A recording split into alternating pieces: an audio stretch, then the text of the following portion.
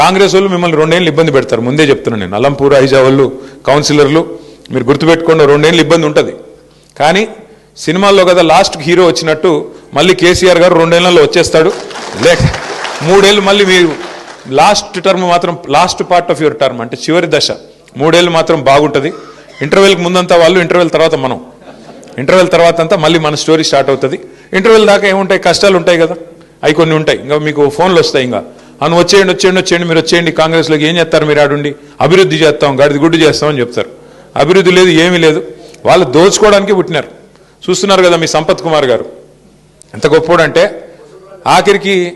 ఆఖరికి ఆడ స్థానికంగా ఉండే కాంట్రాక్టర్ ఎవడు రోడ్డు పని ఏదో చేస్తున్నాడు ఆడ.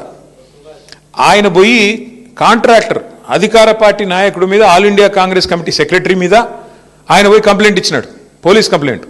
8 కోట్లు అడుగుతున్నాడు, యాడికెళ్ళి పని చేయాలి, నేను ఇంకా ఉన్నాయంతా వీళ్ళు ఉడుచుకొని పోతే మేమేం పని చేసేది, యాడికెళ్ళి చేస్తామని చెప్పి మీ స్థానిక కాంగ్రెస్ నాయకుడు, మాజీ ఎమ్మెల్యే మీద కాంట్రాక్టర్లే బాహాటంగా దోపిడీ చేస్తున్నారు కాంగ్రెస్ వాళ్ళు.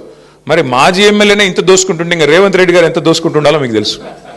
1000 కోట్లు ఇస్తా అని చెప్తున్నాడు ఆయన. 1000 కోట్లు ఇస్తానని చెప్తా అంటే ఇంకా ఆయన ఎంతో ఎన్ని వేల కోట్లు వెనకాల వేసుకుని ఉండాలా ఈ 2 ఏళ్లలో. కాబట్టి ఇవాళ జరుగుతుంది ఏంటంటే, ఈ రాష్ట్రంలో దోచుకోవడం, దాచుకోవడం.